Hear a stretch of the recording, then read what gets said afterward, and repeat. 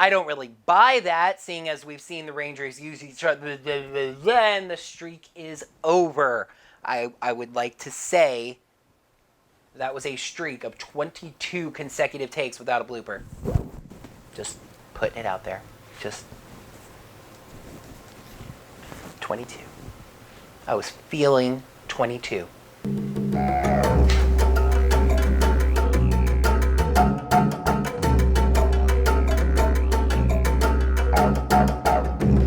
Hello there, heroes. I'm the Orange Ranger, and welcome to another Power Rangers Super Ninja Steel episode review. You know, doing what I do has led to me suffering through some absolutely terrible episodes of Power Rangers, as well as dealing with some strange and terrible villains, many of whom share my face for reasons I don't understand. But still, I get to interact with you lovely folks and talk about something I'm very passionate about. Yep, I am happy to be the Orange Ranger. What's that I hear? Is that the Segway train pulling into the station? It just so happens that being happy with who you are is the message of today's episode. Let's see how this subtly titled episode conveys that message by taking a look at the 17th episode of Super Ninja Steel, Happy to Be Me.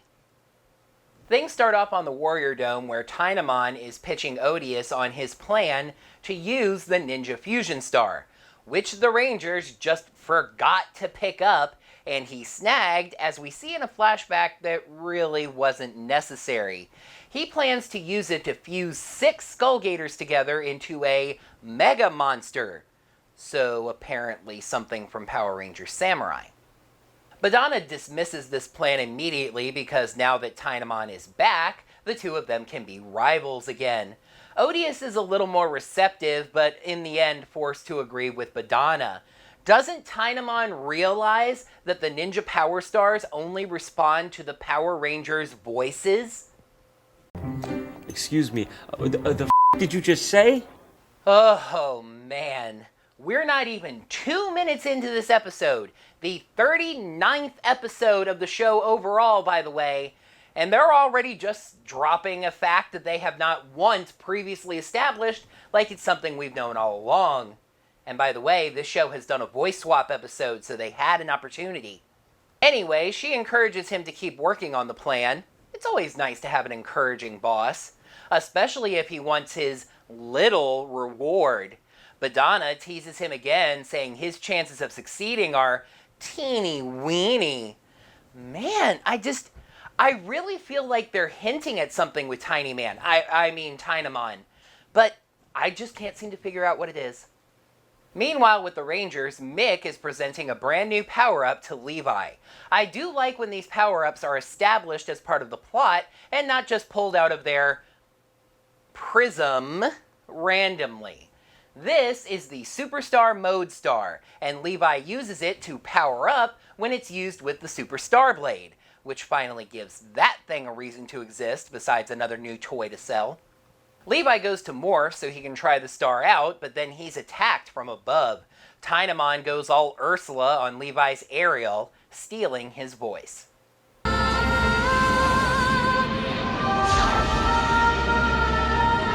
Well, that's what it looked like, because just like in The Little Mermaid, Tynamon snatches a ball of light out of Levi's throat. However, what actually happened is that he switched voices with Levi, so Tynamon now possesses a Power Ranger's voice, and Levi sounds like Tynamon.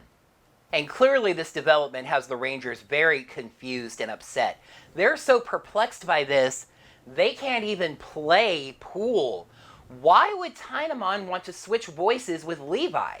Well, according to Sarah, one answer is obvious. The Power Stars respond to the Rangers' voices, so without his voice, Levi can't morph. Okay, I guess that makes sense. And I just want to be totally clear here. I think most of you have picked up on the fact that I use that clip sarcastically, but just to be perfectly clear here, no, it doesn't. It doesn't make sense. Not at all. But I'm going to save it for the cons and move on. Levi points out that there could be another reason Tynamon wanted to do this. Without his voice, his music career is ruined. Now, that sounds ridiculous, but it could make sense if Odious had ever shown any Rita and Zed type tendencies of messing with the Rangers' lives. I actually just did a quick little micro review of the Mighty Morphin Power Rangers episode Rita's PETA, where Rita and Zed place a monster inside Tommy because he won't shut up about eating healthy. But Odious has always been about business, so no, that doesn't really connect. Levi hits upon the idea that Tynamon obviously used some kind of a magic spell on him. Well, he says that Preston told him that, but I don't think that's true. So can't Preston just undo the spell? Sure, I don't think that'll be a problem. Preston learned the undo spell a long time ago, back when the Rangers fought Abracadanger in the episode Abracadanger. Just say undo magic backwards and apparently Preston is uncertain because he doesn't know what spell was used on Levi, so he's afraid it might not work. Okay, I guess that makes sense. Anyway, he agrees to try. And there's something I have to point out here. It's a small point, but it's just something that I kept noticing. Everybody roasts the crud out of Tynamon's voice, even though it's really not all that bad. Levi says he sounds horrible. The other Rangers eagerly agree with this. And yes, even Victor and Monty, completely throwing away the goodwill they earned by saving lives last week, within 2 seconds of being on the screen this time, make fun of his voice. Okay, apparently nobody in Summer Cove ever loses their voice, either from being sick or, cheering too loud at the annual tennis match. Brody tells the two that Levi is sick with Tynamonitis of the throat. Nice.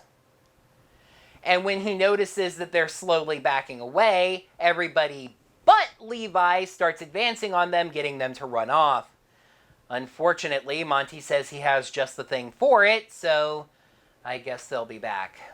The Rangers head down to the base to check on Preston's progress. He says he's found one spell that he could try, but he's afraid to try it because the original spell was dark magic, as opposed to the spell that Abracadanger used on the Rangers to turn them into toys that Preston undid, which was apparently caffeine-free magic. Levi convinces Preston to try the spell, and he does. And I guess this is a more advanced spell than the first ones Preston learned. The first 10 he learned were just 2 words said backwards. This has that, and a rhyming verse said forwards. Unfortunately, the end of the spell is the way he was before, and when Preston casts the spell, Levi is turned into a child. A child that still has Tynamon's voice. Look what you did. Preston offers to try again, saying that he's not sure what went wrong. Just before you cast the spell, you said it was risky. Keep your freaking story straight! Levi refuses, afraid to see what Preston's wand could possibly do to him next. The other Rangers apparently don't share Levi's aversion to magic, promising to search through Preston's spellbooks for a spell that they'll apparently be able to convince him to let them try. Or they would, but that's when they detect buzz cams in the city. Wow, this made me realize we're 7 minutes into this episode and we still haven't been introduced to the monster. And we're still not going to, actually, as it's Tynamon that the Rangers confront. He holds up the Ninja Fusion Star, showing the Rangers that he has it. Brody asks him where he got it. You're stupid. I mean, seriously? Are you a freaking goldfish? And this actually gets worse.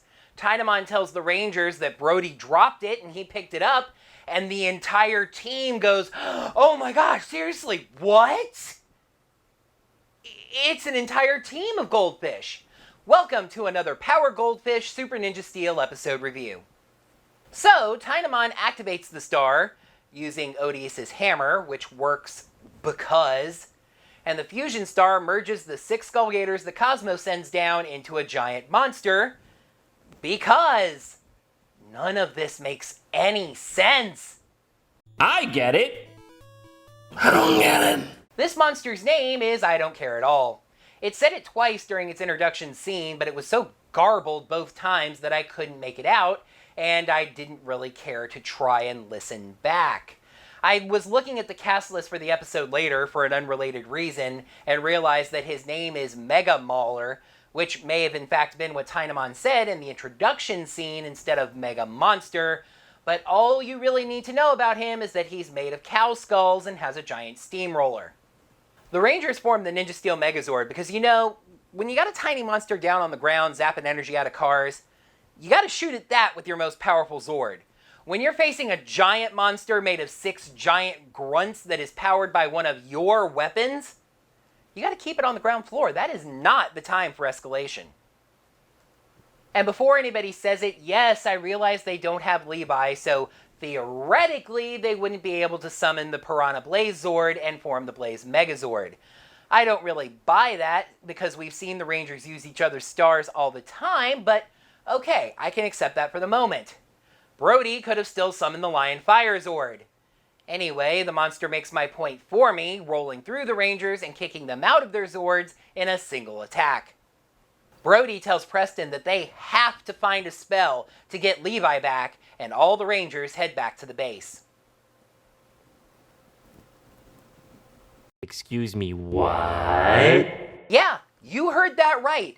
There is a giant monster loose in Summer Cove, and all the Rangers just leave. No, Preston, give me your Zord Star and go research the spells. No, Brody will use the Lion Fire Zord while all the other Rangers go and research the spells. Everyone just leaves. So, why isn't Summer Cove flat as a pancake right now? Villains are stupid. I know, right? That's right, internal petty squabbling. You see, Tynamon can't believe that Roller Flat, or whatever his name was, let the Rangers get away. Roller Dozer's response to this is to try to destroy the person that created him. Tynamon's response to that is to shrink his own giant monster down. Yes, I realize that Cosmo can just gigantify him again, but just start destroying the city for Zordon's sake! That was a weird thing to say. Meanwhile, Levi is wandering around because, if Preston does find the spell that can undo this, it's perfectly fine to not know where Levi is and to have to spend the time to go find him. He walks past a group of kids playing soccer, and when the ball comes over to him and he says sure, he'll kick it back, Bulk Jr. over here makes fun of his voice. But then this feisty young redhead walks over and tells Bulk Jr. exactly where he can stick his soccer ball. Levi thanks her and starts to introduce himself, but then realizes that he can't use his real name, his stage name, the one that he's been using even though we know his real name. Levi, he can't use Levi for some reason. Why? She's not going to think you're Levi Weston, you're like 10 years old. Anyway, Clever Clogs over here decides that the best fake name that he can use is his real one, Aiden. I'm going to long story short this scene, one, because it's so sweet that I don't think I'm allowed to watch it all the way through on my keto diet, and it's also just stupid. Rosie gets picked on because of her red hair, but when that happens, she remembers the words to her favorite song. I was hoping against hope it would be something like Good to Be Bad by Whitesnake, but no, of course not. It's a Levi Weston song. What are the odds? And the lyrics actually mean a lot to the both of them. You want to guess what the title of the song is? Here, I'll give you a hint. It might be the title of something else. Levi has sung the words to that song a whole bunch of times, but apparently didn't write the song if he's not too familiar with what those words actually are. But now those words hold brand new meaning to him because he's a child that has a weird voice. Rosie's dad texts her and she has to go. Her delivery of the moral of the day, now complete. Victor and Monty show up back at the school wearing custom-made biohazard suits. Who paid for those? And the principal and the other students decide to be dicks by coughing at them to scare them away. Next scene! Back at the base, the Rangers have searched through all of Preston's magical textbooks, even though I would presume Preston is the only one of them that understands magic, and haven't managed to find anything. However, Levi, who by the way is back now, is okay with this actually. He realizes that he's still himself on the inside and he likes himself, so this is fine. If he has to, he'll just grow up again. So, first and foremost, no, this is not okay. You might be alright with it personally, and that's fine, but you're the Gold Ranger and your team needs you. This is not okay. This isn't about being okay with who you are. This is like if you're sick or have a broken arm and you go, this is just part of who I am now, so I guess it's fine. No, you're negatively impacted, so you need to take steps to get better. I'll even go ahead and make this kind of personal, really personal actually. I am a fat man, and I have been for a long time. I could just go around saying, being fat is part of who I am, and I'm happy to be me. And for a while, actually, I did. But not anymore. I'm doing the keto diet. I'm getting ready to start exercising. Being fat may be part of who I am, but it's a negative part of who I am, and I'm taking steps to change that. If you've been turned into a child and you are a superhero, unless you're freaking Shazam, you're gonna need to do something about that. Anyway, I was scared to death that they were gonna give this a real Disney ending and have him learning the lesson be what undid the spell. But no, that wouldn't make any sense. We're logical people around these parts. No, there was obviously a more logical solution here. That Preston's spell got tangled with Tynamon's like magic is a ball of freaking yarn, and the key to fixing everything is a separation spell. Behavior is highly illogical. I know, Spock, I know, but this is a recap, not an attempt to explain madness. The separation spell returns Levi to his proper age because of shut up, and switches the voices back because no, seriously, shut up. On the Warrior Dome, Tynamon is after the monster to go get the Power Rangers when he realizes that he has his own voice back, so the spell is broken and the fusion star is not going to work anymore. The monster, Mega Mauler, still exists though. This episode, as you can tell, is scratching and clawing for every little bit of credit I can possibly give it, so a little nice subtle note about the moral as it applied to the villains, because Tynamon seemed to apply it as well. Sure, he no longer had a ranger's voice, but he's still incredibly cunning. He tricks the monster, who was resisting Tynamon's authority, into fighting the rangers by telling him that it seems like he's scared of the rangers. Buzzcams alert the rangers to go to battle, and Mick says now Levi can help him test that new superstar mode. The Rangers show up, Brody spouts off something that honestly doesn't even qualify as a badass one-liner, and the Rangers morph. Then it's time for Levi to use the superstar star. The first thing it does is turns the Rockstorm guitar into the Super Starblade with no flashes or sound effects at all, just a jump cut. Oh, here we go, folks. Are you ready? I wish I could have seen the faces of people who haven't seen the Ninja when they saw this happen. Levi's new power-up is a gold glittery poncho. And to be clear, I'm talking about the Mexican poncho, the shoulder draping fabric thing, not like a plastic raincoat. This is, of course, the fault of the Sentai, but I refuse to give them credit for adapting anything insane that the Sentai did because they had every opportunity to not use this Sentai. I like to call it the Tokuger Doctrine. Levi fires up a tornado, carrying Mega Mauler into the air, then activates a finishing slash, and that's it. That didn't make this new power-up look incredibly strong, that made this monster look incredibly weak. Levi says he's not done yet going after Tynamon. Brody goes Lion Fire and all the Rangers join in, but that doesn't really mean anything as Levi still does it himself, activating a lightning finisher that chases Tynamon off.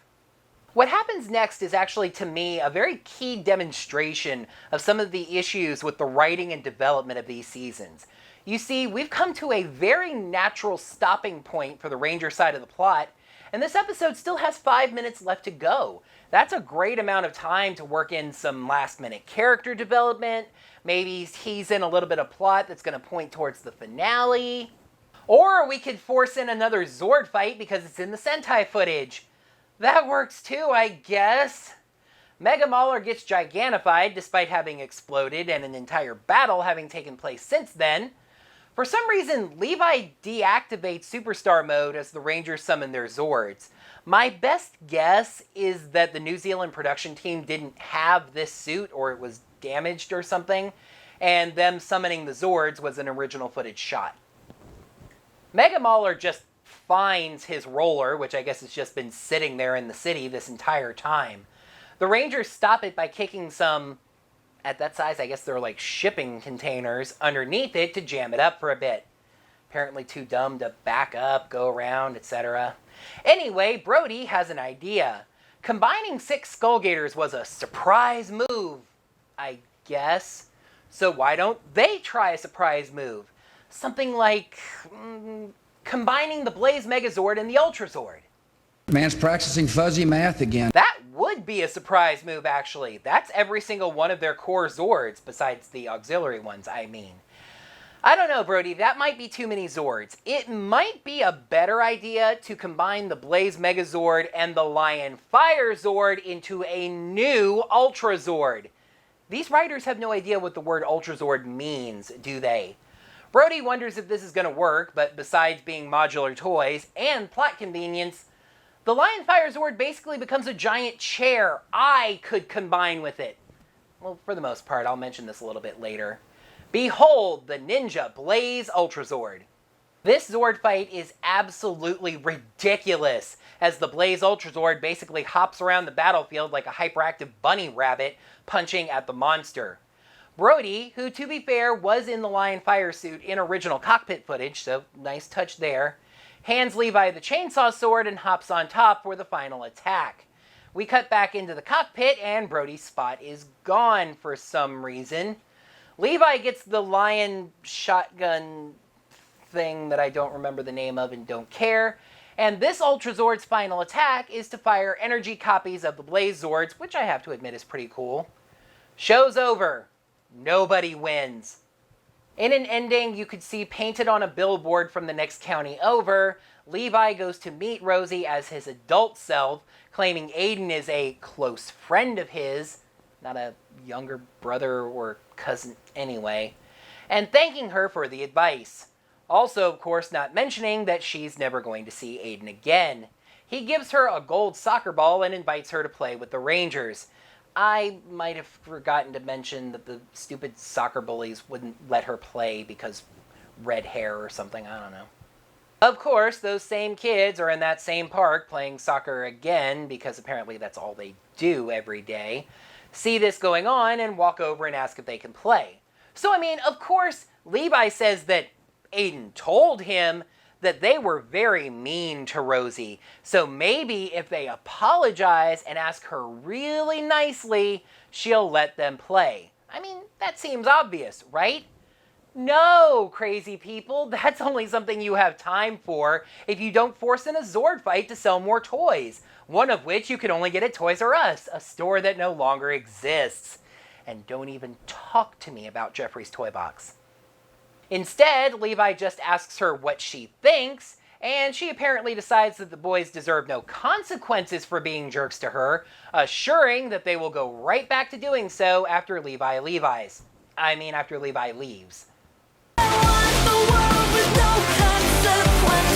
The comedy wrap-up really isn't even a comedy wrap-up this week. Victor and Monty are walking through that same park, still in their biohazard suits.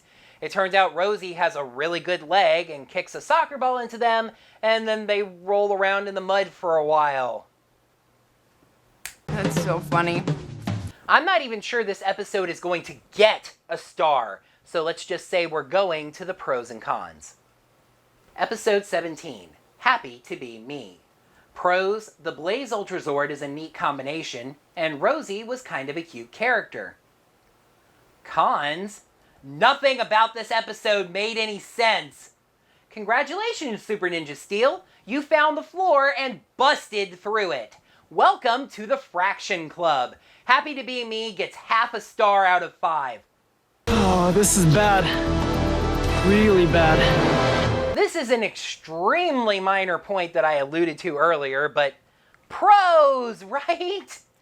Having mentally repressed the Ninja, I figured that when we reached this combination, the Blaze Megazord would just take a seat inside the Lion Fire Zord. I kind of forgot that its head is a little too tall to do that with the bird sitting on top of it, so it actually does reconfigure in a way and creates a combination that's slightly different than the other Ultra Zords. So, nice! And yeah, this episode's at the level where I have to give it credit for something that comes from the Sentai footage. So, let me give credit to the episode for something that it contributed itself, and that would be Rosie. Rosie is a cute kid that has kind of a wisdom beyond her years vibe to her. She doesn't take any crap, shown by how she dealt with the soccer bullies, but she also has a sweet and sensitive side.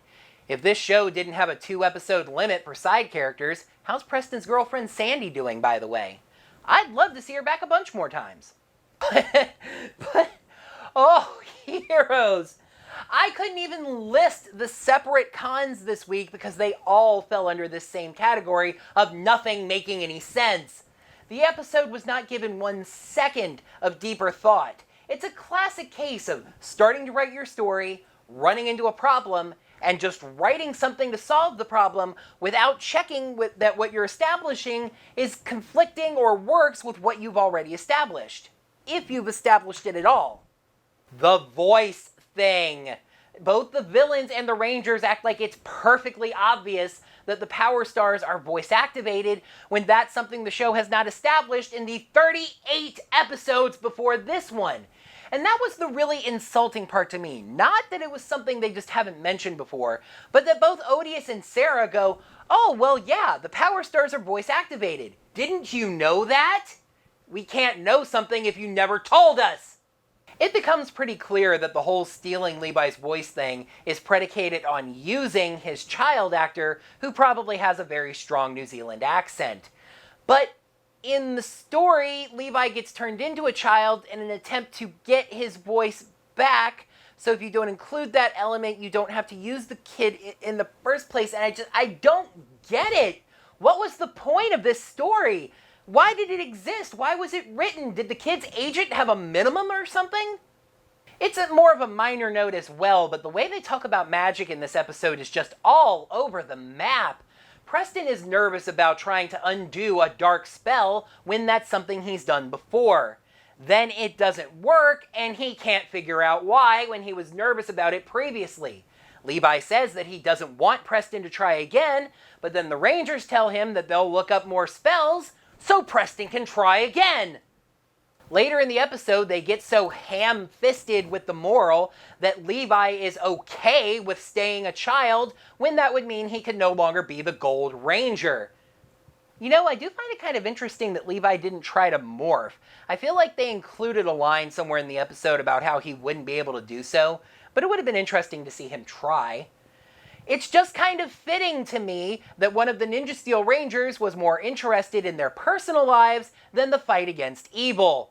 Kind of a theme of this show if you think about it.